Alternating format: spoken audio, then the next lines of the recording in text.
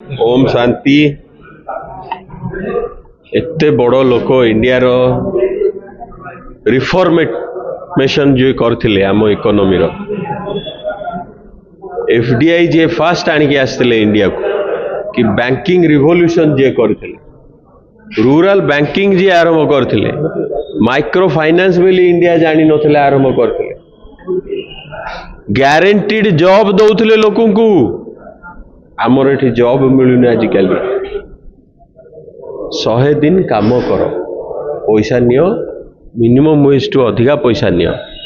गरीबर income बढ़ाओ यही जो थीम तांकर इंडिया को चेंज करथिले सी जदि इकोनॉमिक रिफॉर्म न करथिले मु को अमेरिका रे चाकरी करता इम्पॉसिबल ना को अमेरिका रो कंपनी आसी एठी कंपनी खोलतांता इम्पॉसिबल जीडीपी हीरो रियल जीडीपी हीरो ए नकली जीडीपी हीरो नो एक्चुअल जीडीपी 4.5 आमे देखै दोचु ना 6.5 किंतु 9 इंटरनेशनल स्टैंडर्ड हिसाब रे जो जीडीपी 9 ऊपर को पड़ौथला मनमोहन सिंह थिला बेले गाथा गाइले सरीबनी कम कथा कहती किंतु एते इंटेलेक्चुअल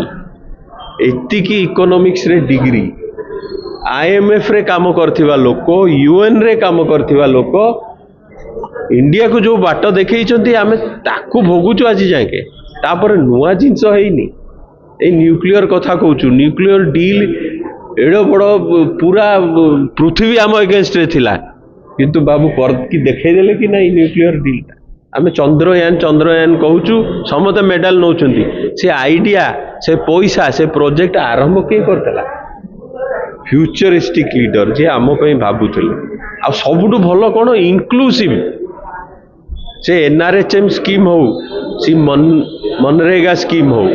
कि जो चाउल दौचंती चाउल हंगर मान पे करथिले सी फूड सिक्योरिटी एक्ट आमे कोन माने मारुति गाड़ी